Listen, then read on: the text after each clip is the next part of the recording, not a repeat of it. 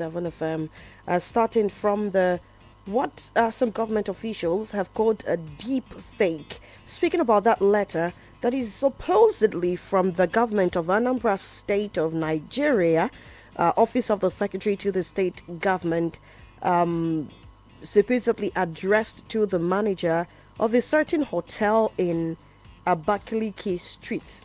According to this fake letter, there is a directive for the hotel to reserve all rooms for 5 days from the 4th to the 9th of November 2025 for the accommodation of guests throughout the period. If you have been following happenings within the state, the Anambra State governorship election is expected to hold on the 8th of November this year. On the 8th of November this year. And so this letter is alleging that for the purpose of this election, hotels have been written to book all rooms for the Anambra State government. When I saw that letter, of course, I had to make my research. I had to carry out a research, called a couple of government sources, and I was told this is a deep fake and a concocted letter. I was trying to make a mental calculation of how much money we are talking about here. Do you know what it means to book out all the hotels in Oka just for the sake of the election? And that will be for 5 whole days. And of course, before we could breathe from that, we saw the statement coming from the ADC candidate, speaking about the deputy governorship candidate of the ADC, Dr. Ndubisi Nwobu, to the candidate of the Labour Party, speaking about Dr. George Mohalo. He said that the Labour Party governorship ticket is merely tissue paper. The weight of that alone. But of course, we've seen a lot of banters, a lot of let's say unsavory things said by politicians to other politicians at the backdrop of different elections in the country, across the world. So this is not exception. This is not an exception. And of course, over the weekend also, like I said, it was a very dramatic one. An Edo State-based activist, Precious Oruchi, popularly known as Mama P, accosted the factional chairman of the Labour Party, Julius Abure, at an airport, and started, telling him all sorts of things. She said anywhere she sees a Nigerian politician, she will be embarrassing and harassing the person, because the likes of Abure contributed to why Obi left the Labour Party. And so she was following him. Are you not Julius Abure? I'm not going to play that audio on air, but she was, are you not Julius Abure? Are you not responsible for what happened to the Labour Party? Are you not responsible for the reasons why Obi left the Labour Party and all of that? And then fast forward to landing in Edo State. There were some persons I also saw in that video who were threatening her, come outside, we're going to beat you. She said one even threatened to shoot her.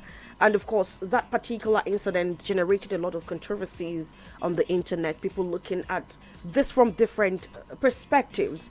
And all of these are just mere banters. The real issues, PENGASSAN versus DANGOTE, and of course versus the federal government and every Nigerian. All of these we're going to look at on today's edition of the Polity. I am Chisom Chinedu, and of course I am going to be doing this today with Dr. Tony Olisa Mbeki on the analysis desk. Good morning, Tony.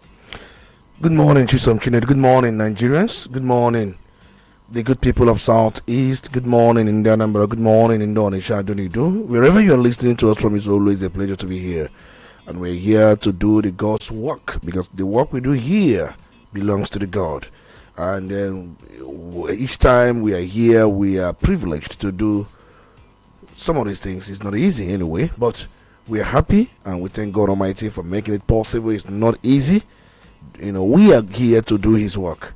And then with His 6 times we can go mileage.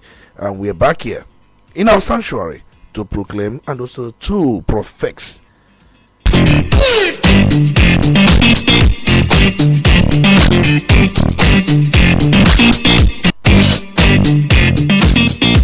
And of course, we are starting with the Nation newspaper this morning. Banner headline: Federal government intervenes in Dangote PENGASSAN row.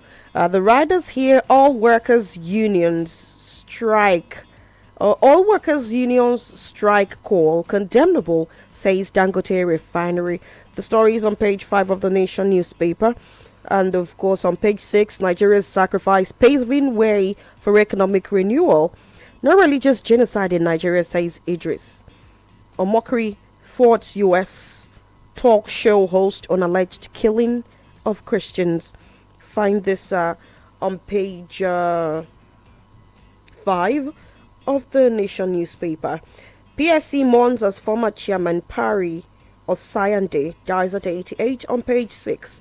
BOI upscales data protection, banks bag ISO 27701 certification, 27701 certification.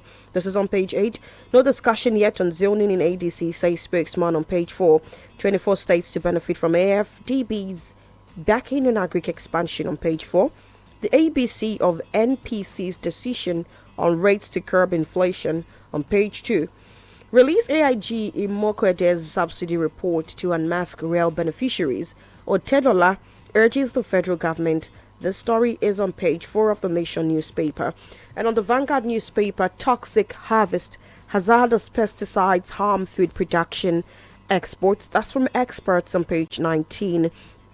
Now we're learning that farmers have narrated their experiences and threats to food production. No genocide against Christians in Nigeria, the federal government has that to say on page 8 of the Vanguard newspaper. As strikes begin today, federal government wades into Dangote PENGASSAN face-off. On page 5, Dangote blasts PENGASSAN. Only recall of members can stop strike. PENGASSAN has that to say. Ponzi. SEC raises alarm over AI-generated investment scams on page 9. Customs commences one-stop shop cargo clearance on page 9. Editor still security agencies stop misusing Cybercrime Act against journalists on page 8. Now above the nameplate of the Vanguard newspaper, INEC disclosed details of selection process for Yakubu's successor. Serap asks Tinubu. Jonathan will contest return to Asarok in 2027 on PDP ticket. Jerry Ghana, quite laughable on page 13. Nigeria suffering, bleeding at 65. Raf Obioha on page 14. Yeah, we're counting down to Nigeria's democracy. 2 days to go. Otedola asks, 1 day to go, right? It's a Wednesday. 1 day to go. Now we're going over to the Guardian newspaper. Otedola asks FG to release subsidy panel report and mask real beneficiaries. Also, that's on page 26. Insecurity, ADC says Tinubu unqualified to seek UNSC seat. On page 3, FG, others urge unity, shared responsibility at 65th Independence Service. On page 3, Oshun Nolge, PDP query FG, demand details of released LG funds. On page 8, Nigeria risks 14.7 billion naira daily loss. Fuel crisis as Dangote PENGASSAN rift deepens. On page 5. Punishing suicide attempts undermines mental health reform. On page 8. SEC warns of AI investment scams targeting Nigerians. On page 4. World Heart Day. Cardiovascular disease burden worsens amid shortage of specialists. On page 5.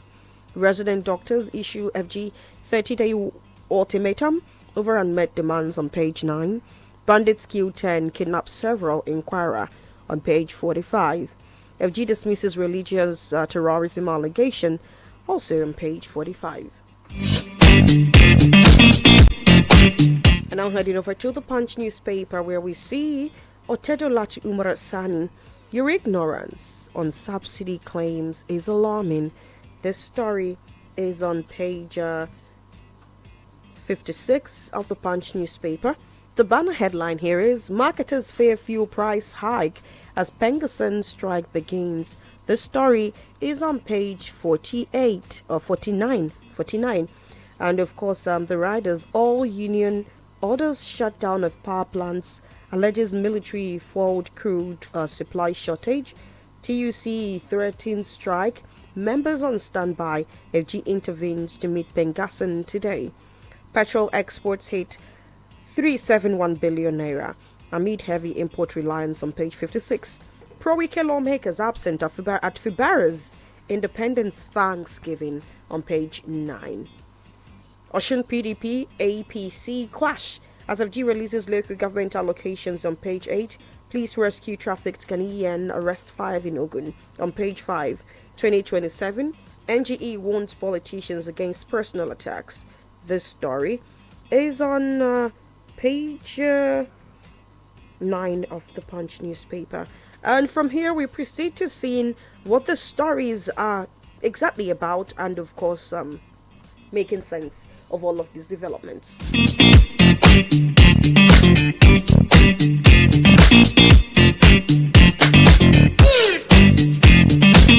So from the Punch newspaper here, the headline is, as nationwide strike begins today, FG wades into Dangote PENGASSAN face-off. And of course, Tony, I think you didn't get to talk about some of the things I mentioned earlier. So before I get into all of this, did you see the video that emerged over the weekend speaking about Precious Oruche, Mama P harassing Julius Abure? I think I saw the video, but I didn't take so much time going through the video. But I understand why the Mama P, the lady, why she did what she did. I think that was on September 27th, and today is September. Happened on Saturday. I think that something like that, because I know she's an Edo state-based activist and a content curator. I'm also aware that she confronted Julius Abure. And in that video that circulated online, Mama P approached Abure, questioning him about internal party crisis, also alleged corruption within the Labour Party, and broader economic hardships facing Nigerians. That's, for me, that's what she did. That's what she did. But you know, the manner with which she did that could be something we can put to another review. But she was questioning it. But I may not agree with her manners. But what she did was questioning. All right. So, and then, you know, Abure did not engage her verbally in the footage we saw. At the point, he engaged her. When she started, Abure did not engage her at first. But then the counter escalated where Abure has to come in, and then before you know it, there was a arrival, at Benin Airport.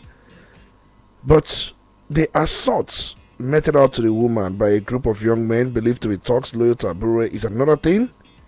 And now look at the video, because the video was first shared by Mama P, and then when she shared the video, she accused the attackers of beating her and threatening to shoot her, while security personnel reportedly did not intervene effectively. But we saw the Edo State Police Command arresting Mama P at that point, and she was taken to the State Criminal Investigation Department.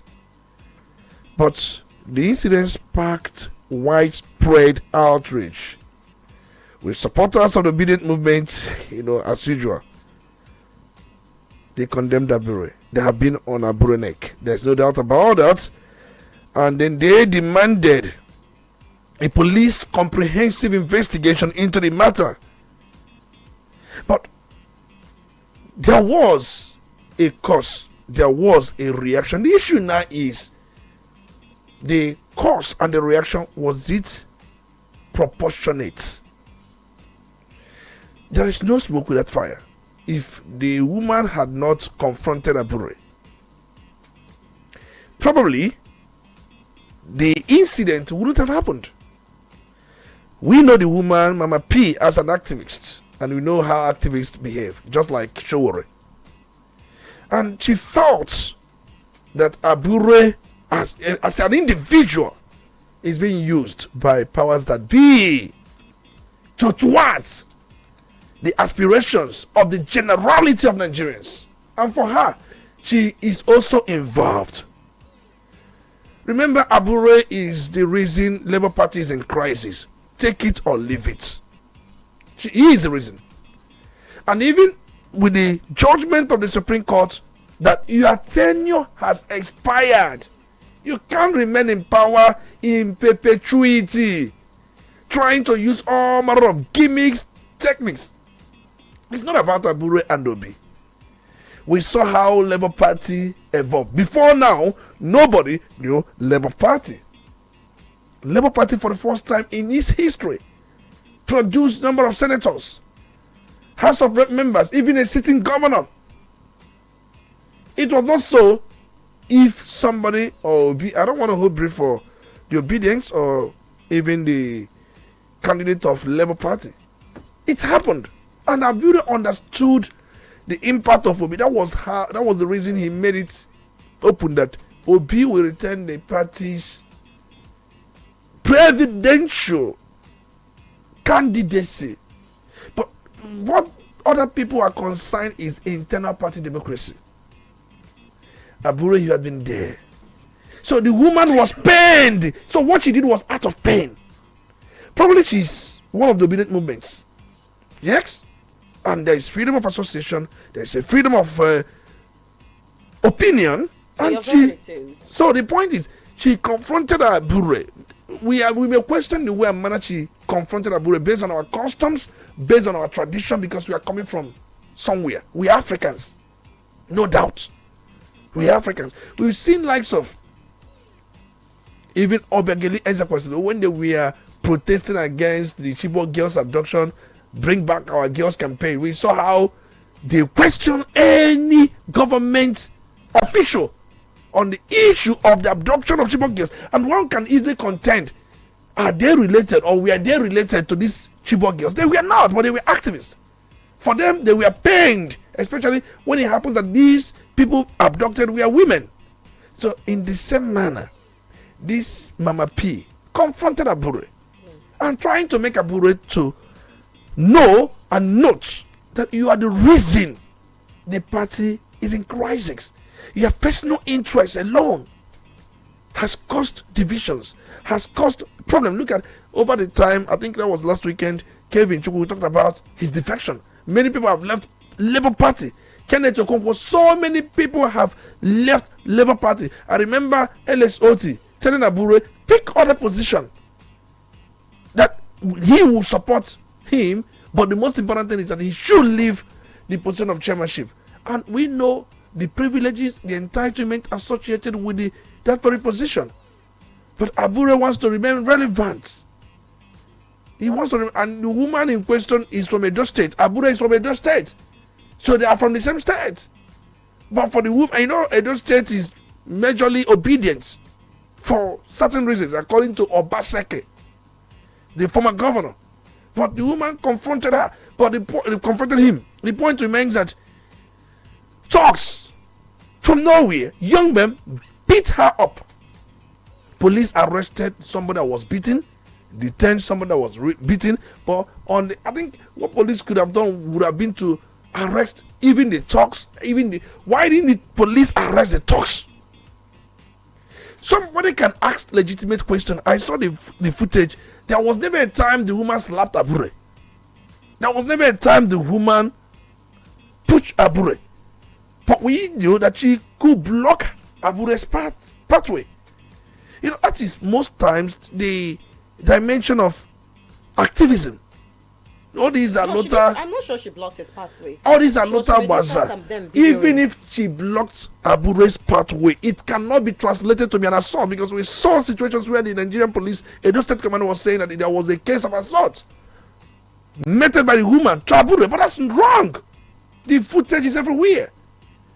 I don't understand the kind of country we are running, or the kind of country we are in. Okay. Somebody can ask legitimate, if you see your representative, if that person is in the State House of Assembly, if that person is in the Federal House, if that person is in the Senate, you can, at the airport, question the person. Now that brings us to my question, Tony, because some persons have argued that Abure is not a political office holder. He doesn't hold any public office, so why is he being questioned? He is a political office holder, but he does not hold public office. And let me say this. Being a chairman of a political party is also a public office, because you are serving the public. What does the law say about that? Yes, the law has given certain positions. Yes, there will be governing board, there will be different positions for political parties. Before you register a political party, you know what the law says about registration of political party. So Abure is a public office holder, but not on the context that He's paid by the government. He's not paid by the government. So the woman has every right to question Abure. We see things like this in other climes. She has every right.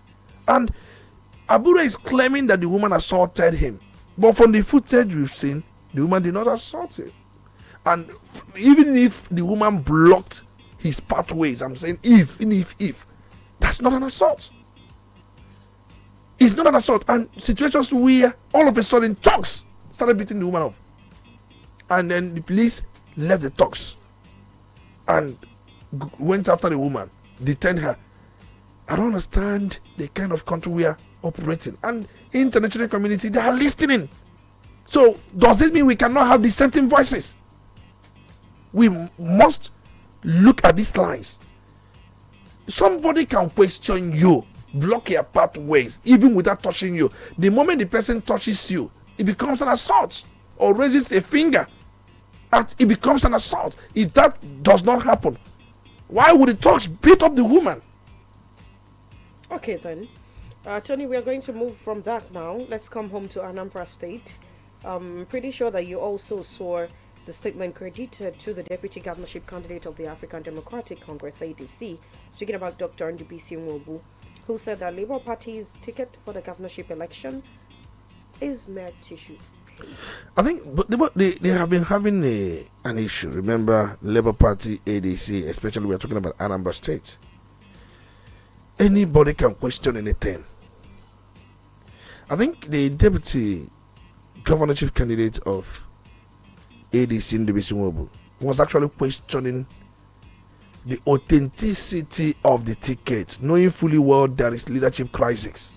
The Abure versus the Nenadi Usman saying that let people not be confused, let people not be deceived. But on the other side, I saw a press release by the special assistant to George Mohalo, where he accused that ADC has no vision, they are not campaigning, they are full of treachery, blackmail, stuff like that. And he went on to say that you have no right to question our candidacy as far as INEC has enlisted us.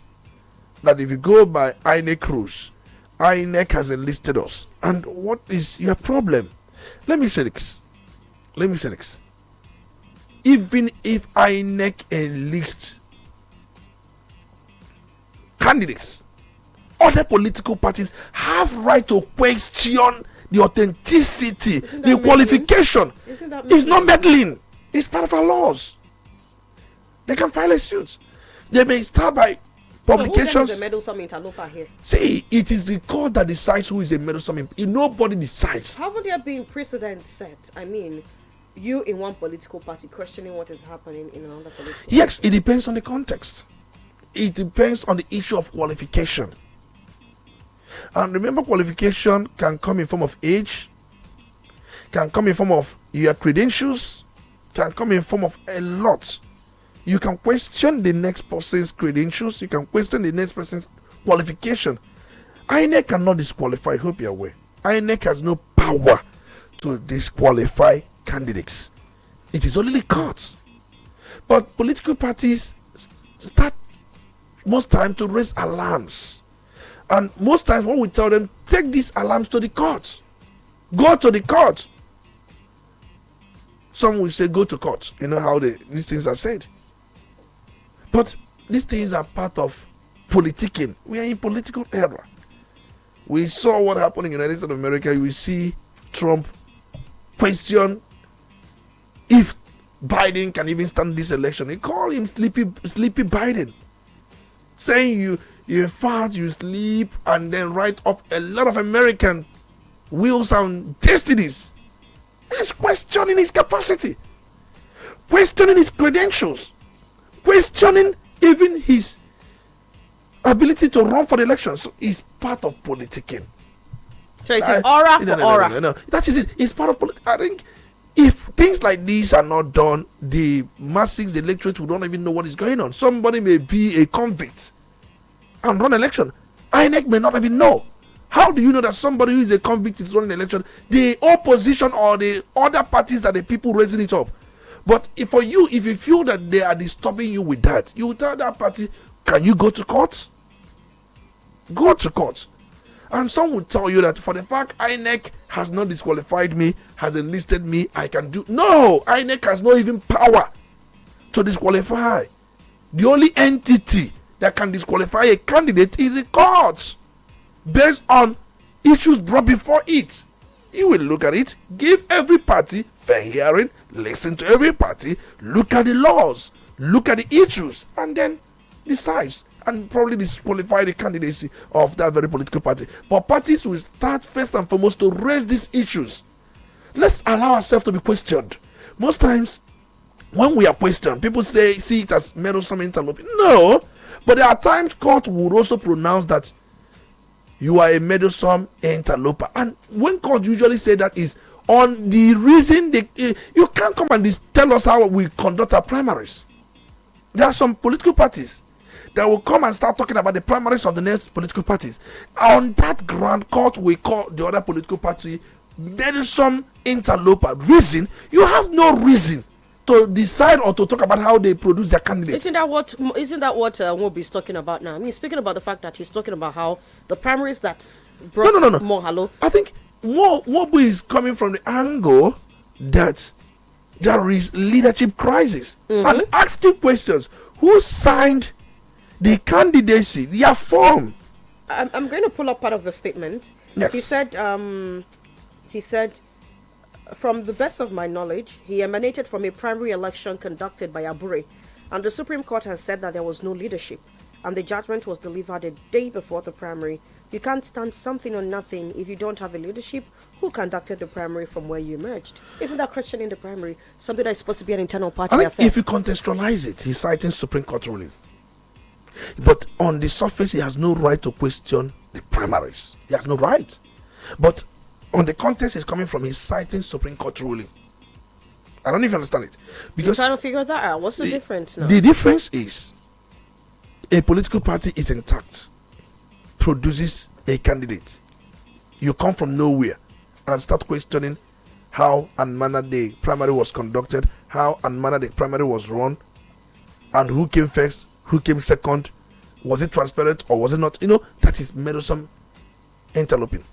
But situation where you are saying there was never a leadership. The Supreme Court said you guys had no leadership. Who signed their primary forms?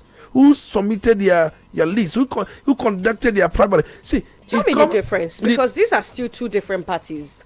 The truth is, somebody is trying to say you had no leadership based on Supreme Court ruling. He tied his statement to Supreme Court. But the other one is that you tied it to nothing. You are questioning how the primary was conducted without tying it to anything. But he has just made a statement. And this, he is within his right to make that statement. And who calls him meddlesome interloper is the court. If I do things, you may time me meddlesome interloper, but for the fact that the court has not pronounced me meddlesome interloper, I'm not one.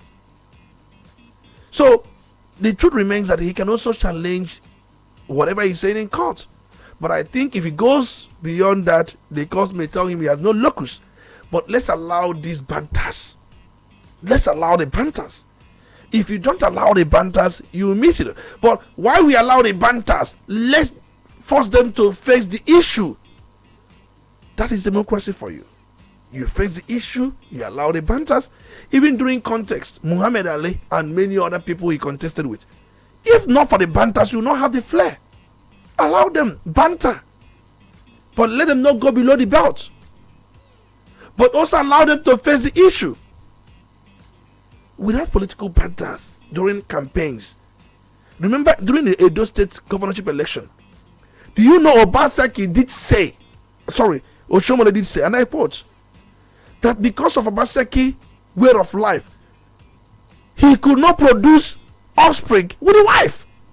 All of us shouted and said, Oshomole, you have gone below the belt. Why would you mention that Obaseki has no biological child? And you are trying to attribute it to his kind of person, to this kind of personality. We said no. And do you know what? Oshomole said, did you know what Obaseki told me? Did you know what he said about me? He said his own, and I have to find a way to reply him.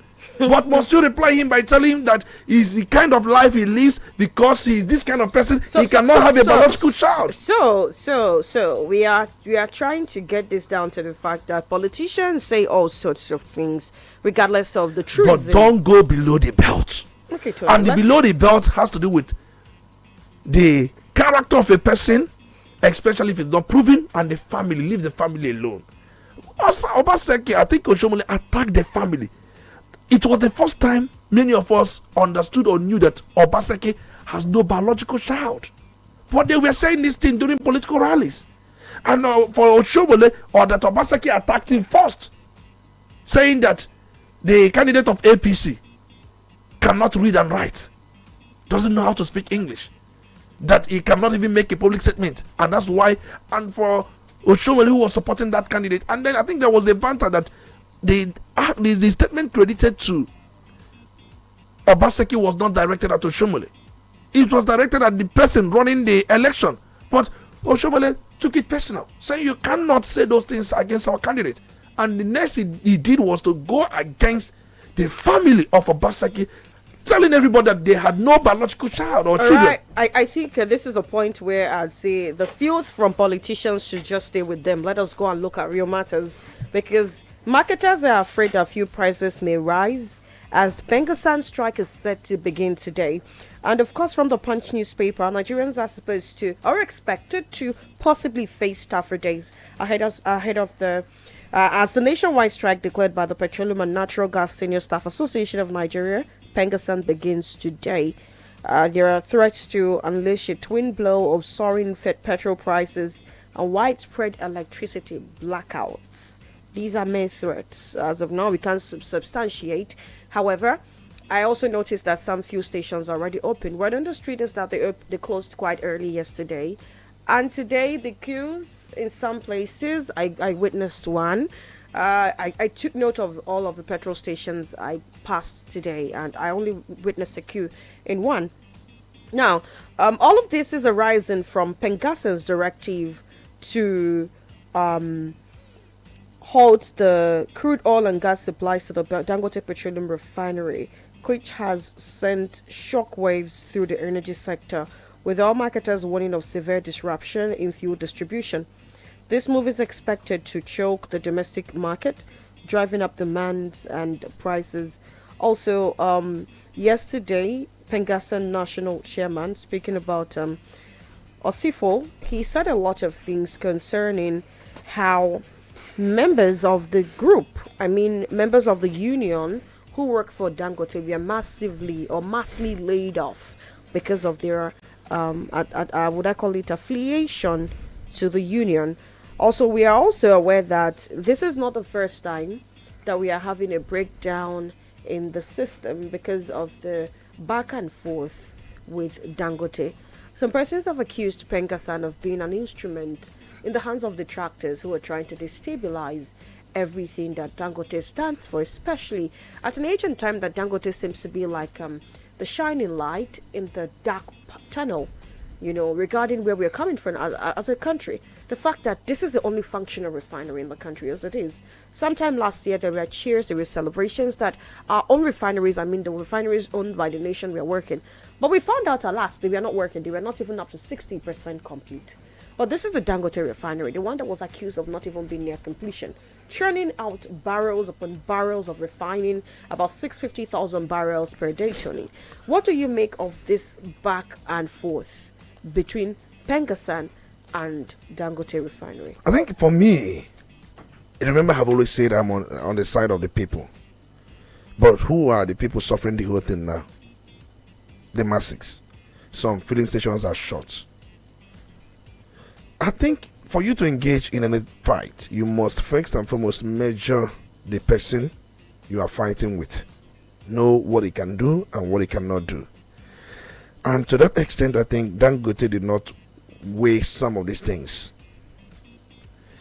The issue has long started. When you take off breast from a child, this child will find a way to come back at you. And remember, we have been able to situate these issues. Our own is to point out where there is a disparity or where you go against what the law provides. Yes, the law allows unionism. Does the law allow unionism? The answer is yes. And does the law also place it on table that there is freedom of association? The answer is yes. And there was an accusation that Dangote raised a form telling the workers they cannot join a union. Is it proven? The answer is yes. Is it right? The answer is no. You cannot tell people not to join unionism. Do you know why they join unionism is to protect their interests and welfare, for you not to come at them. Do you know federal government cannot sack workers the way and manner Dangote did? And someone will argue federal government establishment is public. But Dangote has said that's all a lie. It's not about saying it's all a lie. There's no smoke without fire. Yes, Dangote will try to protect his own interest. What is a lie? Or what is lie about what these people said? That there was no reorganization, there was no laying off of workers over how many? 800 plus. 800 plus. What is lie about it? And the condition, you are just reorganizing when you have not started. That is where it's not balancing. Would you really blame Dangote, Tony? This is going to be a question you hold on to while we go on a commercial break. Would you really blame Dangote, seeing how sometimes you see operations grounded to a zero because of the dictates of these unions and the things that are supposed to, I'd simply leave it at the dictates of these unions. We see what happens with the medical association. Sometimes they go on strikes and patients are left suffering because there are no doctors available to attend to them. Nigerians are left at the mercy of private hospital establishments that we understand many Nigerians cannot afford. And so would you blame Dangote for trying to protect his operations from the impacts of unionism? Udala Radio 104.7 FM. Seriously authentic. Okekechika Jericho. Boot party. Biko ndị be anyị ekene m ụnụ ụmụnne m ndị Igbo si na ihe mee mmadụ ọ mara ihe emeela anyị ọtụtụ ugboro anyị ekwesịrị ịma ihe ndị ọchịchị anyị bụ ndị iro anyị n'obodo a bụ Naịjirịa ụmụ ntorobịa oge eruola mgbe anyị kwesịrị ịchịgbu onwe anyị naanị ihe ndị ọchịchị anyị na-ekwe anyị nkwa bụ ịrụrụ anyị okporo ụzọ kwa onye dị ndụ na-aga n'ụzọ ọ bụghị naanị okporo ụzọ bụ ihe anyị chọrọ anyị ga-achụgodu agụụ ọsọ n'obodo anyị nwee ezigbo nchekwa tọrọ atọ nwee ezigbo ọrụ tupu ọganiru ebido bịara ya na-eme ugbu a bụ ịkpọkọsị ụmụ okorobịa na-akpọchi ha n'ọhịa n'ụzọ ọtụtụ ndị akpụ obi ka ndị gọọmenti dobere n'ụzọ na-anakọsị ndị mmadụ ego n'agbanyeghị na ya ahụghị tụtụrụlacha ọ ga-eme ma m bụrụ gọvanọ bụ ịkpọ ndị ntorobịa niile baa ugbo maka ịkọpụta nri anyị ga-eri ya na ichekwa obodo anyị aga m enyere ọtụtụ ndị ntorobịa aka enwe ihe ha na-eme bugokwa ụgwọ ọnwa ndị ọrụ oyibo ọkachasị ndị nkụzi ma nyekwa ụmụ akwụkwọ niile agụmakwụkwọ n'efu nke aghụghọ na-adịghị n'ime ya hapụnụ ndị nnukwu pati a unu na-eso enweghị ihe ọzọ dị iche ha ga-emere unu na-abụghị akụkọ mba agaba ha dị na mbụ akọrọ anyị ọkwa ego anyị ka ha na-ede ha ebighịkwa obodo a unu ekwekwara ka ha were maka obere azụ a ha na-atụnyecha unu ugbu a wee ghọrịa unu ka anyị jikọọ na aka ọnụ gbagha alụkwaghịm ka obodo anyị wee dị mma marakwa ma ya bụ ihe bido mmebe mgbe Awụsa ga-abata Ọka ha nwechakwara ndị nchekwa ga-echekwa ha enweghịkwa nke mụ na gị nwere ọkwa osu ha benye ụgbọelu fela Abuja ha ebighịkwa n'obodo a mgbe ya bụ agụụ ga-ebido waba ya agba ọ bụkwa ego mụ na gị ka ha ga-anọ n'elu ya na-amazụ ka anyị bidokwa gbuo zọba onwe anyị ugbu a ya bụ mmiri ka nọ n'obe ọkpa o teela ndị a mebere anyị ihe bịanụ ka anyị were boot party chụọ ha ọsọ ọkpa ịda ala n'obodo a maka na ọ bụ mmadụ nwe ya bụ ọgọdọ ewu na-ata a sị na agbaghị ụzọ Owere mgba ọ naghị echi ego a ha bụ ndị obiọma na-enye ụnụ ugbu a bụkwa aka odo ka ha ga-eji wee naracha ụlọ ego ahụ niile mmaji kwuru mmaji ma ha banye n'ọchịchị. A sịkwara ma agwaghị gị agwa, osisi ọ ga-adụ mmadụ n'anya ugboro ole o wee mara ihe ha ji asụ ụnụ gbachie Chika Jerry nkịtị bụ ka ha gaa n'ihu wee na-aghọrị ụnụ. Onye ọbụla pụta n'igwe ụbọchị ọnwa Nọvemba ga-adị na mkpụrụ ụbọchị 8. Tụnyere m akwụkwọ na boot party ka anyị wee sepụ ha ọnụ n'ara n'ihi na ha aṅụgbuela anyị. Binye n'aka ebe esere boot maka echi anyị. Boot bụ akpụkpọ ụkwụ, enweghị onye anaghị agba akpụkpọ ụkwụ kwa ụbọchị. Legharịa anya ugbu a, ị ga-ahụcha ndị gba akpụkpọ ụkwụ okirikiri gị, mana ị gaghị ahụ ndị nwa ọkụkọ akpagharị maọbụ kpara azịza n'aka. Onye ọbụla ịhụrụ nwa ọkụkọ maọbụ kpara azịza n'aka na-akpagharị mgbe ọbụla, enwere ike ịhụta ya bụ onye ka onye isi adịghị mma. Akpụkpọ ụkwụ bụ maka nchekwa ụkwụ anyị, ya bụ anyị ga-eji boot party chekwa Anambra steeti. Ndị na-eyi boot bụ ndị gbasiri ike, ndị ike ọrụ dị na ndị ụkwụ ha kasiri ike n'ala. Onye ọbụla chọrọ ka Anambra steeti gaa n'iru ga-ebinye aka ebe esere boot maka ọdịmma Anambra steeti. Ọ bụ mụ bụ Okeke Chika Jerry, nwaafọ Izinifite-Agụata, ji ya azọ gọvanọ na Anambra steeti. Ndị yuut Anambra, kwenu nwanụ tụanụ kachanụ. Okeke Chika Jerry nwere ezi ebumnobi dị mma nke o ji abata. Otu n'ime ha gụnyere ịchụ ụbịam na-enweghị ọrụ site n'iwepụta ezi atụmatụ nke ga-akwalite ọrụ ugbo nakwa ọrụ aka. Ndị na-enweghị ọrụ ga-enwekwa ọrụ. Okporo ụzọ anyị niile ga-abụ sambeya. Ndị ọrụ oyibo ga na-enwetakwa ụgwọ ọnwa ha mgbe oge ya ruru. Nke kachasị nke bụ na nchekwa ndụ na akụnụba. Okeke Chika Jerry gwara na ya ga-enye soft loan to the youth to empower their businesses. Na ya ga-arụ ụlọ na Anambra steeti a ebe ndị na-enweghị ka ọra ga-ebinwu. Ọchịchị ya ga na-ewe n'ọrụ ihe karịrị 1,000 mmadụ kwa afọ ọbụla. Na ya ga na-akwụ ndị ọrụ oyibo ụgwọ ọnwa ihe karịrị ha na-akwụ ugbu a n'ihi ihe isi ike. Na ọchịchị ya agaghị ekwe ka ndị ogbenye na-akwụ tax na Anambra steeti. Ebe ka anyị ga-ebinye aka? Ebe ahụ esere boot. Vote Okeke Chika Jerry for Governor 2025 Anambra State. Vote Boot Party! Because of our tomorrow!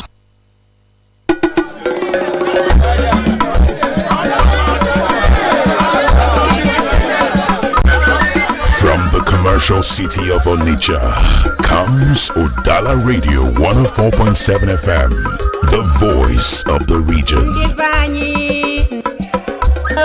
Where authentic news and entertainment meet. Udala Radio 104.7 FM. Seriously authentic. You're listening to the Polity. Get involved now.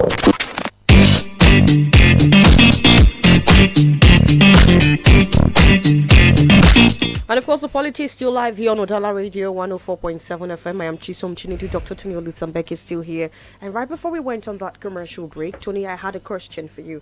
I asked you, do you not think that this is Dangote's way of protecting the company from, would I call it, the grounding of operations by the impacts of unionism? Just like I said earlier on, Dangote is not the only company in Nigeria. I guess if you go by Corporate Affairs Commission that registered companies in Nigeria, you will understand that there are so many companies in Nigeria. They're well registered, and then they are very top ones. We have over 3 million business entities in this country, according to CAC reports of 2024, and they are top businesses as well. I'm aware that if you come to oil and gas, I'm going to mention their names. You have Shell Petroleum Development Company, you also have Chevron Nigerian Limited, you have ExxonMobil, Total Energies Nigerian LNG Limited, you have Seplat Energy. They all respect unionism. All their staff, they are members of union. In fact, I'm aware that even Shell, their members, their staff, many of them are members of PENGASSAN, NUPENG. The same goes to Chevron, the same goes to ExxonMobil, even the Nigerian Liquefied Natural Gas Limited. They have staff that belongs to these associations.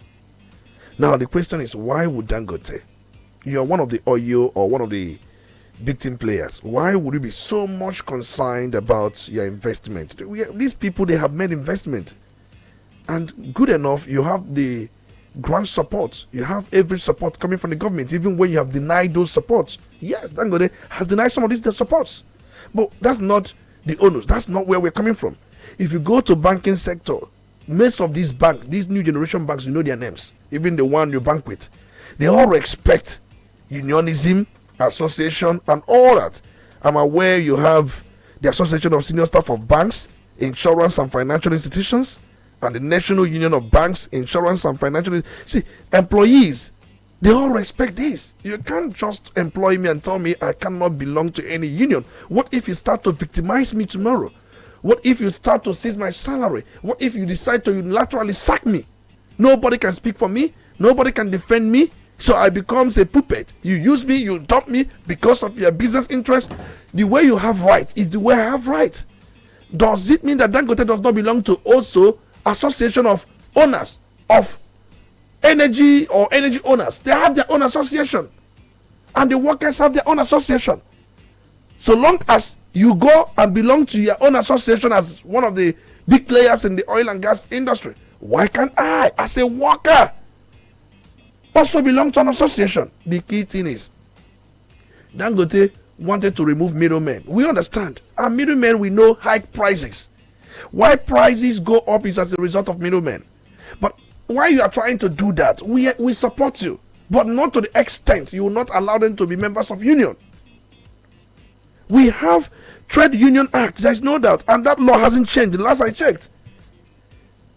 The Trade Union Act, Cap T 14, Laws of the Federation 2004, guarantees workers the right to freely associate and belong to any trade union. But many private organizations like Dangote, they do not respect this right. I'm aware they even engage in collective bargaining agreements with unions to set wages. But see, everybody has got something to hold on to. The workers, they look at this union too. Speak for them. When you discriminate against them, when you don't pay them, when you hold certain allowances or entitlements that they should also receive, this union come to their aid, to their defense. See, now you have replaced 800 Nigerian workers with 2,000 Indians. How many Indian companies? What are the truths about 2,000 Indians coming into Nigeria? Because, hold on a second, Tony. When I saw that statement, when Osifo made that statement yesterday, I was asking myself, crossing them over. I'm looking at the time frame for starters. This allegedly happened just last week. If I'm not mistaken, the letter, he said the entire thing started with members or workers for Dangote declaring interest to join PENGASSAN on the 22nd of September. By 23rd, they had sent a letter to the mother company, which is Dangote, to remit some sort of money to them, which is supposed to be like what they're supposed to pay to join. And these people agreed to pay this. But then on Dangote seeing that letter, finding out that there are people working for him who have decided to join PENGASSAN, they did a kind of a confirmation, and everybody who confirmed that he had actually declared interest to join PENGASSAN was sacked. So about 800 plus of them. And I am curious to find out, does it mean that they had Indians waiting?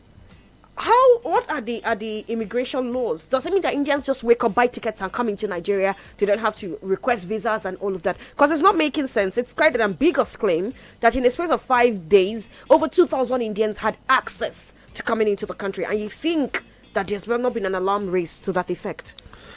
There was a viral report before now. You are talking about 2,000 Indians. First, we got a viral report that there were about 11,000 Indians. But the truth remains that I'm just trying to... Do you really think 11,000 Indians would enter Lagos? And the Indians have been in Nigeria. I get you. Many of them have... In fact, let me say this. There are so many companies in Ogun owned by Indians. I don't think... in Lagos, owned by Indians. Let me clarify so we don't mumble things up. My point is, Is he saying that Dangote recruited Indians already residing in Nigeria or importing Indians? And again, there are supposed to be laws guiding the quota of Nigerians to work in a Nigerian-owned and Nigerian-based company and the quota for expatriates. The same thing applies. It's a universal standard. It's an international standard. You don't just have more international officers in a place. No, there is a quota. And so what does the quota say? What does the Constitution say about the quota? And of course, there is this ambiguity as to the Indians in question here. Are they Indians residing in Nigeria? And, I'm looking at the possibility of just, recruiting 1,000 Indians, 2,000 Indians across the same field in a space of 1 week. It's possible. And you asked, is it possible? Remember, you have top brass India officials working for Dangote. They can easily call on their brothers to come over. So it's a no-brainer. So they are already living in Nigeria. Many of them are in Nigeria. Some came from India. So the truth remains, just like I said earlier on, are you not aware that if you go to Abuja Chamber of Commerce and Industry, they have a report that there are over 135 Indian companies currently operating in Nigeria.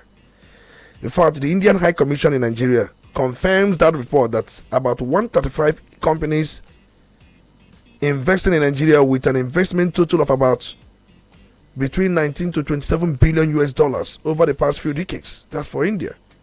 So you have many Indians in Nigeria. I've been to Lagos, I've been to Ogun State. There are so many of them. Black Indians, white Indians, there are so many of them.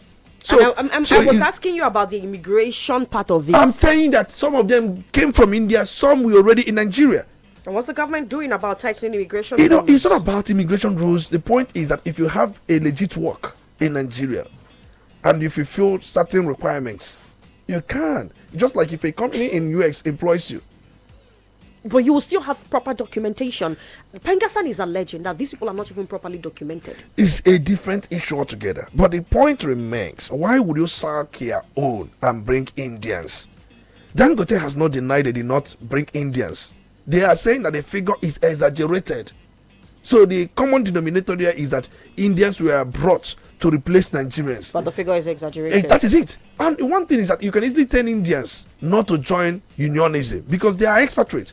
And look at what you're paying Indians. You are paying them $5,000 per month. And you're paying Nigerians $376,000.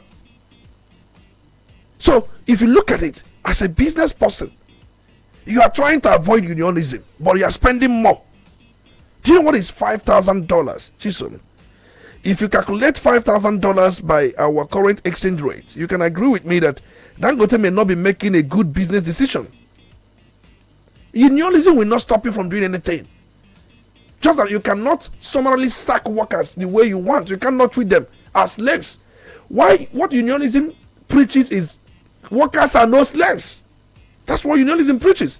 So if you do 5,000, because that's what we are told Dangote is paying these Indians on average.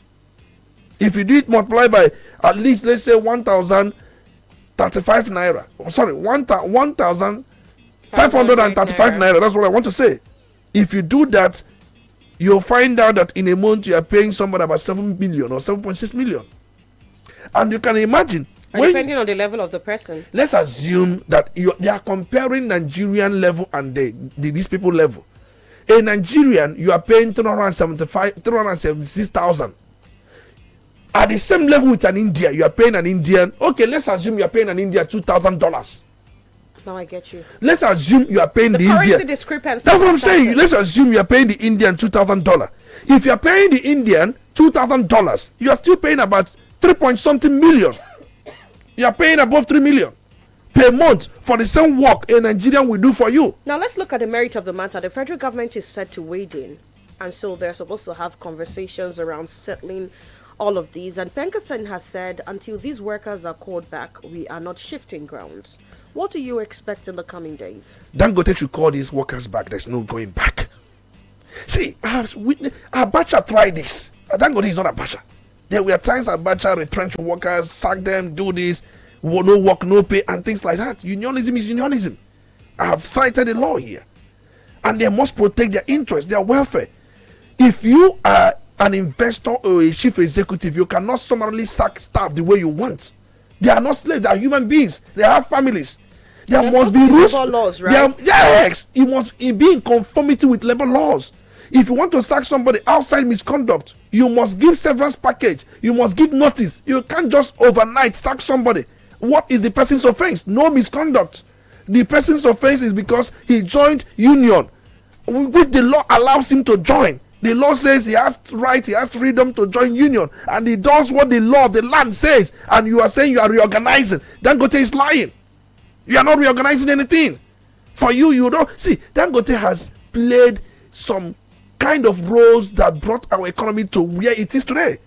Do I remind you what Dangote did? Dangote summarily, single-handedly removed Ibeto from cement production. I can go back and tell you the history. And then Dangote worked with close government officials and functionary to get it done. The kind of support government has given to Dangote has not been given to any private business in Nigeria.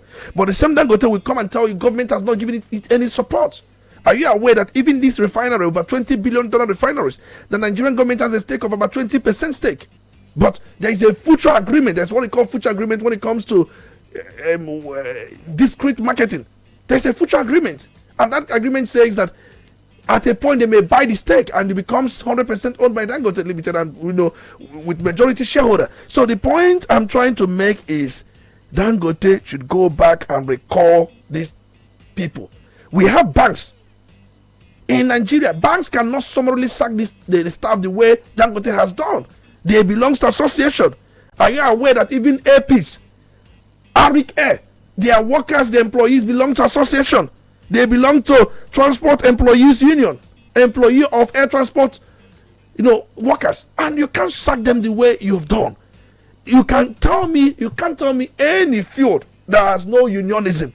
Even if you go to beverages, you can understand that even beverages, Nestle Nigeria, Unilever, many Cadbury, PZ, Flour Mill, they all have unions. And their workers you can't come and wake up one night and decide to sack them. It doesn't work that way. Okay. So the point I'm trying to make is Dangote, apart from wage dispute, you can decide to pay Indians whatever amount you want to pay them, but you cannot lay out Nigeria. And look at what PENGASSAN did. They shut down the supply. These are people that because they are everywhere.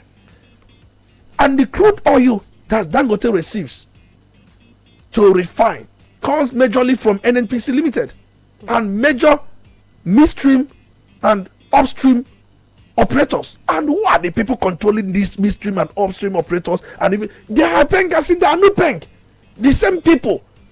You go back, the same people. You go front, the same people. So if they shut down the valve, you can't get anything. But you are saying that you have enough in your strategic reserve.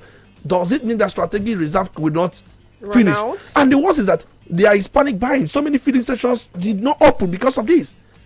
See, the era of sacking people is colonial mentality. We are the colonial master. We wake up one day and decide to sack all this stuff because we are blacks, we are slaves, we are nothing. So you can't treat your people this way. You cannot. At least to whom much is given, much is expected. I've always supported Dangote when it comes to removing middlemen, but not when it comes to sacking staff the way he has done. So this you don't do this. Dangote, when the two elephants fight, the grass bearing the branch, Dangote being against unionism, against PENGASSAN, Dangote fighting PENGASSAN, and then the grass here being the average worker, who is by all means, by all judgment standards, an average Nigerian, who has family to tend to, who has needs to attend to, who needs a job. The last time I checked, unemployment indices was reduced because we now judge it by working at least 1 hour a week. And so, 1 hour a week, right? And so the implication is that sacking these people, we are also going to be variably increasing the unemployment. That is the point. I'm just looking at it from the historical point of view. The Nigerian government has been very supportive to your cause. I remember when they granted eBay to waiver and reduce import duties under certain conditions. You, Dangote, you objected, claiming that these waivers given to eBay was an unfair advantage, and then you did what you did. and eBay to left cement for you and started bagging plant facility somewhere near Port Harcourt. The same Dangote, you went to court to frustrate that. Even there was out of court settlement. Government called and said, what is the problem? You say there is no fair, competition. He has this advantage. He has that advantage. He has this, and you have always been frustrating businesses. You did the same thing to Bua. You did the same thing to. There are so many people you have done the same thing to. Well, I like to think that Dangote would not have done all of those. We will not allow you to take up Nigerian economy. It can't be. I remember there are countries you go to. There are countries he has businesses in. They belong to unionism. Yes. If you go to countries Dangote has cited, I think last he did in Rwanda, Uganda. at least their people belongs to their unions. Dangote will not object. If those people belongs to union in those countries, he will not object. If they belong to unions in Nigeria, you object. The question is why? Okay. See. Let's leave all these issues. Dangote should, as a matter of urgency, record this stuff. If anybody has done anything like misconduct, the company has a policy.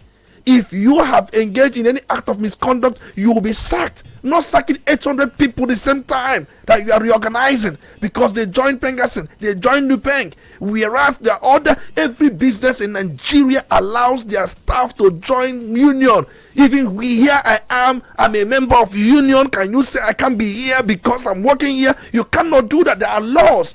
The country has a law that allows unionism, and I mentioned it. Dangote, you are not above Nigerian law. You are not above the Trade Union Act. You are not above it. For the fact that you believe that you are so much close to so many government or functionaries, see, it cannot work. It cannot work. The workers I'm not supporting anybody, but I'm saying that they have done what they believe that's the only way they go. And government, look at Tinubu, has given you all manner of support. Look at Tinubu. Tinubu has been crude for Naira for crude. There was a problem between you and NNPC because of you and other issues. Kiare was sacked to see if there is be a light in the end of the tunnel, and now you are allowed to take the crude oil in Naira so that you can dispense in Naira. It's not all about your investment. We all will not die because you have invested. The government gave you credit facilities for this investment. I don't think if you had been a South African, you had been a Kenyan, they will not give you the kind of support the Nigerian government has given to you. Right. So treat their citizens right. So there is a meeting between the federal government, PENGASSAN, and Dangote Refinery. And after the meeting, we see what decisions are eventually taken. But of course, over the weekend, there were claims of religious genocide in Nigeria made by a broadcaster in faraway America. I am going to play part of that video, part of what he said, before we continue the conversation to take a look at what the government has replied. Let's... If you don't know what's going on in Nigeria, your media sources suck. You are in a bubble. And again, I'm not a Christian, but they are systematically killing the Christians in Nigeria. They've killed over 100,000 since 2009. They've burned 18,000 churches. This is so much more. These are their Islamists, Boko Haram. This is so much more of a genocide attempt than what is going on in Gaza. They are literally attempting to wipe out the Christian population of an entire country. All right, those were the statements of Mike Meher, Bill Meher, that's his name. The name is Bill Meher. He said that it's a genocide, what is happening with the killings up north, speaking about the terrorists, the Boko Haram, the bandits and all of that. But then the federal government has responded, and we've had statements from the Minister of Information and National Orientation, Mohammed Idris, who said that that statement is portraying Nigeria's security challenges as a targeted campaign against a single religion, and it is a gross misinterpretation of the reality.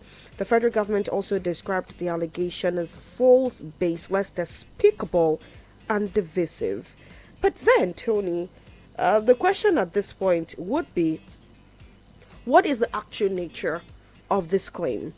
I mean, what specific events or evidences do you think Bill Meher is possibly pointing at to have made those claims?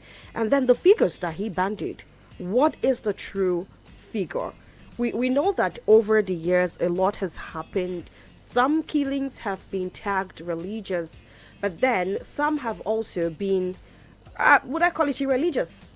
We've had mosques bombed, we've had churches bombed, we've had Muslims attacked, we've had people from the core north attacked. It's been a plethora of issues, different, without having any legs in any particular religion. But I'm not also going to pretend like there have not been religious, would I call it religious sensitive ones. But the figures are not as plenty when it is religious centered as what Bill said. I think the Bill Maher may have got his figures wrong, and I have listened to different people, especially those close to the government and those working for government, made the opinion. I listened to Shehu Sani last night. He was saying that bandits, terrorists do not discriminate. They attack Christians, they attack Muslims, they attack churches, they attack mosques, and it's a case of Nigerians against bandits and terrorists. That's what he said. But he did not contextualize it. He did not rein in, especially when statistics are necessary. And I've also listened to Femi Fanikayo, that was discussing that with you before now, where he echoed the same thought of Shehu Sani, that Meha, they are being funded by the Zionist movement in America. The Jewish government, for the founder Nigerian government, has maintained a strong position, especially on the war going on in Gaza, that the best solution is two-state solution, and Nigerian government does not support how the Jewish and Zionist governments go on to kill the Gazans, the Palestinians. That this is coming from those who are being funded by the Zionist government or Jewish government in America. That's Femi Fani Kayode. And then I don't want to talk about Treno Omokori, who fake started this. But the truth remains, just like I have always said, we must contextualize this. It's on record. That's why you listen to this program. My own is to speak the truth. Because if you say the truth, you will die. If you don't say the truth, you will still die. So why don't you say the truth? But that's the truth. I'm aware that inter-society or rights groups in Nigeria have claimed that about 1,200 churches are being destroyed annually in this country by headers, jihadist movement, terrorists, Boko Haram members. That's according to a rights group that is inter-society. That on average, every year 1,200 churches are being destroyed. Interesting. So they went further to say that since 2009, from 2009 to this very period, to 2004, from 2009 to 2004, approximately 16 years, that about 19,100 churches have been attacked, looted, and shuttered or even destroyed. That's a massive figure. The same inter-society, a rights group, that since 2009 to recently, about 16 years, 19,100 churches have been attacked or looted. So they went further to say that from July 2009 to about July 2021, there are reports that about 17,500 churches and 2,000 Christian schools have been attacked or destroyed. The same people. Now you have to question their data, and nobody has questioned their data. So they went further to say that, in fact, in the past 18 months or something there, about 77 attacks on worship centers, churches, mosques, but this time they combined it together. Now the question is, that's for Christians and churches. What about the Muslims and the mosque? Yesterday night, Shehu Sani said, and I quote, that when he was in the House, when killings like this happen, senators representing the Christian, would I call it strong bases, would speak up. But senators representing Muslim strong bases would tell you that the president then, Muhammadu Buhari, is a Muslim, and they cannot expose all of those, else it will make the Muslim president seem incompetent. So I am asking, is this a question of misrepresentation, which eventually translates to the information that Western commentators like Bill Maher get a hold of and work with? Or is this a case of us, would I say, at the end of the day, handing them the facts because we have decided to play politics with insecurity? I think these Western countries that are in your country, they don't rely on your own facts. They have high commission. They see things themselves. Whatever facts, whatever information they want to take, they go to their embassy or their high commission. They don't even trust their press. Do they have their people carrying out these researches? For them, there are so many researches they carry out from time to time. When we talk about IMF and World Bank, who are these IMF? They are Americans. I've said it here. IMF and World Bank, they're Americans. Sometimes we even use their own data as a country. When we are talking about social intervention program, yes, we are told that we are using data from IMF and World Bank. And I'm asking you, who is IMF? Who is World Bank? They are Americans.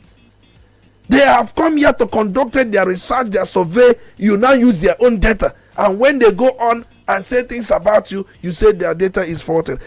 Just like I said earlier on, I wanted to talk about the mosque because I've just finished talking about the churches and the Christians.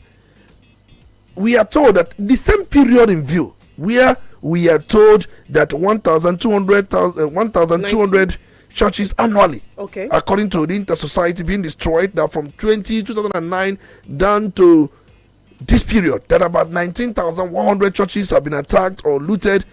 This in the same vein, we have seen 12 attacks on mosques and with 45 fatalities. So when we how accurate is that data? There is no, I must be honest with you, there is no verified official nationwide data set that reliably tracks every watching place being attacked. Because that data is really false. You can fault it, but these are people that you rely on their data. Okay, but the people that brought this one is Inter-Society, a rights group, and no government agency has disputed this data. So that's the one we are working with. But the point remains that as we have such figure of mosques being destroyed, I think from what we are told, 12 attacks on different mosques. So mosques have witnessed their own attacks, but about 12 of them. You can't compare. But then you have also seen about 19,100 churches from 2009 to date. So when Sheikh Sani says these people don't discriminate, he could be right, because mosques, about 12 of them or thereabouts, have been attacked according to this data anyway. Also possibly not being reported. Or underreported. But you cannot measure the momentum. That's why I've always said, whatever you want to say, please contextualize it. Don't generalize it. I think Sheikh should eventually contextualize. If you don't say that, yes, women are also attacked, men are also attacked, tell us the number of men that have been attacked. Tell us the number of women that have been attacked. We know that. Let me say this thing. Even during wars, we see people engaging in familiar wars. Why you call it familiar wars is because they may see you as a saboteur. So Tony, if they see you as a saboteur, you may not be the primary target, but you may be targeted as one of the saboteurs or those who are not also playing according to whatever they have planned for the entire populace. Let's round off this conversation. We know that reports like this do not mean well for us, our international image. But then reports like this also call for a sober reflection. What is happening? What are we not getting right? Why are we still having religious crisis leading to the loss of lives, especially for a country that has, this freedom of worship? Our constitution accepts you're free to worship wherever and however you decide to worship. We're supposed to be one Nigeria. What do you think we need to be doing to drastically reduce these things, bring down the figures? For me, remember, we have Christian extremists as we have Islamic extremists. We have no thriving agricultural company in the north apart from Olams. I don't want to promote because it's one of the biggest industry thriving in the north, somewhere around KB, and it has expanded in some other part of that area. But if we have, let's say, hundreds of Olams, you know what that will mean? More people busy. Nobody will be talking about this. You talk about extremism because you believe somebody has what you don't have. Am I doing because the devil's that is just that. Because you're hungry. and you feel that you can use that hunger to tell people that if they come here, that this will happen to them, that they will have 5 virgins, 10 virgins, 20 virgins. You tell them all manner of things. So government has failed in its own responsibilities, allowing these mischiefs or these people, mischievous people, to take hold of all these pockets and then start propagating whatever they're propagating. But the truth remains that the Western countries, they are here. Most times they have access to our data. Do you know Facebook you use? Do you control the data? The X you use, US control our data. Let's be honest. Why do you think the US wants to buy TikTok? Why they want to buy TikTok? They don't want China to have access to their data. Americans that use TikTok, they post quite a lot of things. They share a lot of information. They share a lot of things. And we, China, we take hold of this information Americans have. US said, you know what?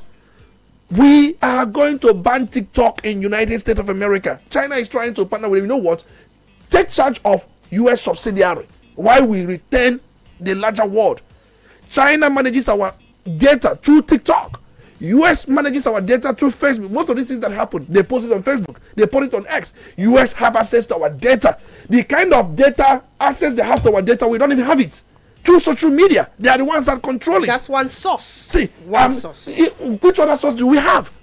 Highest you will do is to conduct census, to bring in researchers or extension workers or survey, people to go and conduct these things. And the worst is that they get your data on daily basis. If the US wants to know you chat you had with anybody, it's very simple. All right. WhatsApp, who owns WhatsApp? They will tell you it's end-to-end encrypting.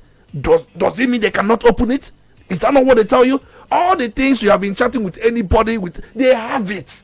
They control it. So your point is that this data that they have, as much as it may not be truthfully yes, the fact, but they have other means of gathering data outside of what we see exactly on conventional media. And we also need to work on tackling factors that fuel extremism, such as unemployment, hunger, poverty. All of those are quite constitutional. If we are serious in this country, we will tell them, let's control Nigerian subsidiary of Facebook. Okay. Let's control Nigerian subsidiary of X. Because we don't want them to have access to those data. Someday we'll get to that stage. They have access. Someday we get to that stage. Be a part of the Polity 0803-221-6973, 0803-827-6694. Go straight to the point. You have 2 minutes. Be as objective as possible. Hello, good morning. Good morning. Yes, good morning. I'm Amechi Samson. Samson? Amechi Samson. Please go on, Amechi Samson. Amechi Samson from Asaba. Go ahead. Yes. I've listened to your program. Good one. I think this is very terrible analysis. How would you go and borrow money, $20 billion to build a refinery, and a set of people will come and dictate how you run it? Even ASU does not control private investors. Road transport workers don't go to GIT and tell them how to run it. And because the person analyzing there knows what happened between the Ibeto and the Dangote, you are now using it to rub off on this. It doesn't make sense now. This is economic sabotage. The economy that is just picking up now. Today we are exporting refined products, and somebody is sitting down somewhere to tell us, why can't you go and borrow money and run business and understand what it takes? I understand when it comes to the report from the US. Please, how many churches were the shooting in Michigan yesterday? Where were they captured in the report that he is using to denigrate Nigeria today? Where was it captured? Many parts of the world where Christians are being killed. Where are the people who came out with this report? Where have they captured it? Nowhere. But because Olisa Mbeki must bring Nigeria down for his pursuit of his Biafra, that chased him out of his small village. Okay, I am sorry we cannot hold that part. I wanted to engage him. You know one thing I want. I love engagement. You know one thing. I said we have a law. And he has not disputed the fact that we have Trade Union Act of 2004 that allows workers to be a member of unions. So do we throw our law into the trash can? And I said, look at businesses we have in this country. I mentioned all of them. And I said all of them respect unionism. He did not dispute that. And I even mentioned many businesses, respect to even NNPC. And I said, why would one? And he's saying, can you build a factory and somebody controls it? I don't know how we reason most times. It's not about bringing the country down. Good morning. Hello, good morning to Lady of the House, Chisom Chinedu. Good morning to Honorable Speaker, Dr. Mbeki. You're welcome. Honorable Dick, and I'm calling from Onitsha. Go ahead, DK. Let me just say that Dangote as a private company have the right to sack and to employ whoever he deems fit. I think what we should be, personally to me, if he's looking for competency, searching for people from India, from people from outside the shores of the country, if those people are more competent than Nigerians here, that to me, he has my support. And I think that should be the paramount of what we should be talking about. Honorable DK, did you pay attention to the point where Osifo, that's PENGASSAN chairman, mentioned the reason why these people were sacked? It had nothing to do with competence. Absolutely nothing. According to reports. The point is this. We have our own refineries. Is it working? Our refineries are not working. Our refineries are not working. However, Honorable DK, if you'd give me a few seconds of your time. From what we have out there, the report is that they were sacked because they declared interest to join PENGASSAN. That is one. Number two, we are looking at the resultant unemployment that this is going to bring about. Surely we do know that there is, Honorable DK, could you please hold up a second? And surely we also do know that there is supposed to be a law. There is actually a law on quota of expatriate employment versus locals employment. You can't sack locals and go to UK and I'm not trying to justify what he has done, but I'm looking at the quota you're talking about. Let's bring it down. Now, in Dangote refinery, you find out that the quota system doesn't work in Nigeria. Now, people that are working there are mainly from the north or from the southwest or south-south. What about the southeast? Are they not part of Nigeria? These are things that will tell you that this country is not working. I'm sorry, this is Dangote refinery, not the federal government. So federal character surely has no business there. Right? Federal character has no business there. PENGASSAN has a business to some extent there, but this is a private refinery. Someone set it up, even though they have a grant or some support from the federal government. Okay, and he has done what he has. I'm not justifying what he did, but I'm looking at getting. As a private firm, you have every right to do whatever you want because we are failed to be assuming our refinery is functional. We will be talking about it. We will be talking about how can you come in a country, one man is importing, is in charge of cement, one man is in charge of refinery, one man is trying to take over everything. Are you getting it? Now, it's what he says you have to do. That is just the problem we have here. So I think Dangote, what he has done as a Nigerian, is not patriotic enough to me, to his fellow Nigerians. Okay, and when we talk about these Nigerians, we know that those we are referring to, and they are not feeling the heat. They are just feeling a little bit of what the Southeast have been going through for centuries. Okay, they are just feeling a little bit of it. That's why everybody, PENGASSAN is, talking. This union is talking. The other union is talking. This is what we have been going through. Okay. So thank you very much. If we want to get it right, you have to do the right thing and be fair to his fellow Nigerians. All right. And not the other way around. So thank you very much. What he has done is wrong. But as a private firm, which Nigeria has, supported him to stand, failing in their own. Okay, we have failed woefully in our own because as our own is functional, we can't be talking about it because it will be competition here and there. Okay, I have to let you go at this point, but I would also like to point out that the quota is for one expatriate you employ for Nigeria. And another thing, that's the quota you mentioned. And remember, every country has a quota when it comes to expatriate. You can't go to UK. That's why you have our grudges. If you go to UK now, they're doing mechanic, they're doing manual works, they're doing so many, because they cannot do those things there. They will not allow you to come in there and take up the jobs meant for their people. No country allows that. Good morning. Good morning, Chisom. Good morning, Chisom. Good morning. We can hear you. Please go ahead. Good morning, my speaker, Tony Mbeki. You're welcome. It's good to have you. This is the voice of Honorable Sokoye. Go ahead, please. From our State Kingdom. You see, are not one with Dangote. No matter what you are doing, even a private business, I have business I'm doing. I can't do it alone. I must have people to support me to do it. How can he start with the 800 Nigerians with their family and go and employ people and pay them higher? What does that mean? Let him pay suspend that. We need our children to get works. We need our children to be doing things. If we start all those 800, what should they be doing? Their family and their nations. So I'm not one with you even ask, what is the offense being a member of union? He said what they said being a member of union. No, I'm saying what even the offense of those sacked, not because they stole money, not because they sabotage, just because being a member of a union. And see what he's doing. You know what Dangote is planning to do? If he kills this unionism, later he'll come up with what he wants to do to Nigeria. I'm telling you honestly. When no one will say whatever he says, stands. So I'm not one with him. Let them continue their strike. Let them crop this inspection, the refinery, until you call them back. Thank you. All right, thank you for your contribution. Let's hear you. Hello, good morning. Good Please turn down the volume on your radio set. Yes, good morning. I'm Emmanuel calling from Onitsha. Go ahead, Emmanuel. You have 2 minutes. Thank you very much.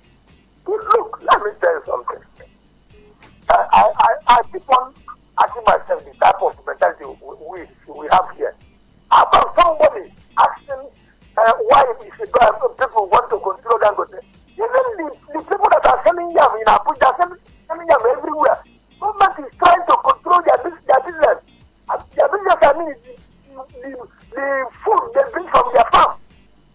And the Dangote want to do a lot so that after purchasing all the food out and kill this union, you will be on our neck again. You will see the ferry selling it to 2,000 naira. That's why we are selling cement is very high here. And you go to Cotonou and Ghana, cement is very cheap price. And somebody is wondering what he's doing. Look, our people should open our eye.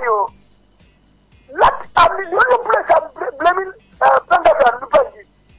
If they come to us from street to protest against the government, so that we will have our own refinery. See, I will follow them. And I know that so many Nigerians will join them. That's the only place I'm blaming them. But for in terms of Dangote, you need him to do anything he wants. Fucking 800 Nigerians. Somebody's voting him. You want to monopolize everything in Nigeria. All the food is market. All this processing food is market. Dangote have it all. All right. They have it all. They have it all. Thank you for your contribution. We have to let you go at this point. Thank you. Yes, good morning. Hello. Good morning. Good morning. Good morning. My lady, thank you very much. My analyst, I didn't get it right from you this morning. In fact, I am angry. Tell you what, this is the most this is my personal opinion, one-sided analysis you've given us this morning. And I must say that I am disappointed. I tell you why before you say no. Number one, you are talking of Dangote, PENGASSAN et al. You began to take sides. Immediately you started the analysis. After that, you began to tell us Dangote did it, Dangote did that, Dangote did this. No. They didn't do all that. You forget that Dangote sugar, Dangote salt, Dangote indomie, Dangote all that. You kept having on debate, and you know it's so emotional to some of us. I don't like that. I think you have waived that because there were 5 other cement factories that were shut down at that time. Coming to PENGASSAN, I recall during Abacha time, PENGASSAN was kind of suspended or whatever. I can't, it's a long time. But you brought some issues to memory. That is why I don't agree. Please don't take me on Indians. Because once upon a time, in this country, Indians were more or less controlling the economy of Nigeria. That is for that. Now let me just talk about Dangote. Please pardon me, my lady. I believe this is a calculated antagonism and conspiracy against Dangote most likely to, and this is most likely to hurt Nigerians, irrespective of whatever. It is irreparable way to, begin to label somebody who meant well for Nigeria. All of us have followed this Dangote issue since he started day one till today. So none of us can say he is not doing it for the benefit of Nigeria. The Northerners blame him. He came from the north, came to the west to put the refinery. West went to Martin or wherever to import crude and all that. Malekari happens to be from the north. When we talk of refinery, most of them from the north. They lead us right. This oil well, we are sold to all the elites, most in the north and in the west. And now we are talking. Dangote wants to do this and do that. If I were Dangote, you know what I do? I will thank PENGASSAN, all of them. They want to kill Nigeria, let them go ahead. That's what they are trying to do. Thank you very much for that. I have to let you go at this point. My money. All right, then. Your point has been clearly noted. We have to let you go. One more call and we go over to Facebook. Hello, good morning. Yeah. Good morning. Just like Odaze said, the analysis this morning is one-sided. So, why do I say that? Dangote Refinery is a private establishment. So, PENGASSAN, or whatever they call themselves, they should be ashamed of themselves. Because these are people who have been telling us that refineries are working, blah, blah, blah, until Dangote step in. So why am I saying this? We should not say because Dangote is progressing in his business and we are now trying. This is why APC came into power during the time of Goodluck Jonathan. So the same package they are sold to Nigerians during that time that Jonathan is doing this, Jonathan is doing that. That is exactly what they are doing again. Badmus, I want to also engage you. Sorry, because the idea is this. When you say that a soup is sweet, you must be able to tell us how sweet is it. Do we have a trade union act in Nigeria, 2004, that says they can be a members of union? And I base my analysis on law. Do we have? Let me tell you. I asked a question. He said, let me tell you. We have it. Now, if we have a law that says that people who work in such sector can be members of a union and they become a member of a union, you summarily sack them. What is bias about the analysis? That is one. Also, people are mistaking ASU to issue of PENGASSAN. ASU was formed in 1965. In fact, it succeeded Nigerian Association of University Teachers. It was meant for public schools. ASU, based on its formation, was purely meant for public school, not private. That is the nature of its own association. And remember, ASU is an association. You must also distinguish association and also union. That's not for another day. So you can't just oppose the two. Now, coming back, when you have a law, you throw your law away because of one man's business, and you say it's bias. What is bias about? Tony, hold on a bit. Let him conclude his position. Yes. Dangote, you know, he came in when Nigerians are crying for we want refinery and other things. They should at least allow that man to breathe, at least to function for 5 or 10 and throw our law. No. But that's what you're saying. That's what you're saying. Let me tell you. I have gone on. They say he sacked 800 workers. Yes. And there is no verifiable. Oh, you are now talking about verification. Excuse me. They should allow that man to do his business and throw away our law. No, I don't subscribe to that. Okay. I don't. Okay, thank you. Tony, hold on. Please round off on your position. So, the way PENGASSAN is going on this thing, at the end of the day, if they had their way, Nigerians are the ones to pay. So that's what I'm saying. All right, thank you for your contribution. We're going to head straight to Facebook now and see what you have to say.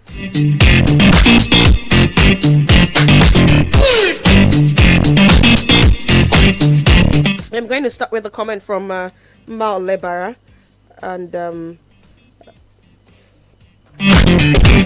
And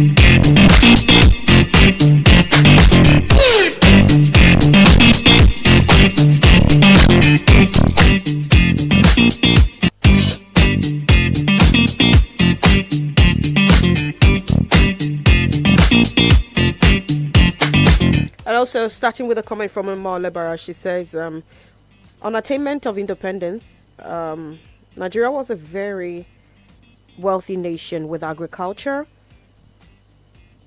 groundnuts, cocoa, hide and skin, palm oil, timber being her source of economy. Our average economy was well managed by our then nationalistic leaders. It's sad that we relegated agriculture to the background because all eyes were on oil boom that has brought us doom. We expect government to be proactive and go beyond promises by showing a serious commitment to education, reviving our power sector, and addressing the issue of unemployment by reviving our collapsed industries so that the ideal youth can be meaningfully engaged. Ugochukwu Frank says the fact that African leaders went to Onga to rant about Palestine while Christians are being slaughtered in record numbers in Nigeria, Congo, Sudan, Syria, many others. If they care about lives, why are they not talking about these ones? Okay. Basil Ugu. Mama P was beaten in a door for confronting a politician. Now, instead of protecting her, please detain her. At the same time, PENGASSAN is accused of trying to choke Dangote refinery, risking fuel supply to Nigerians. Different stories, same problem, power used against the people. If democracy works, thugs face justice, unions follow the law, the government protects citizens. If it fails, intimidation and sabotage rules. Nigeria must choose justice or chaos. Nigerians must speak up now. Silence is surrender. Mbechi Obi, he says, I want to ask my brother Tony Mbeki a question.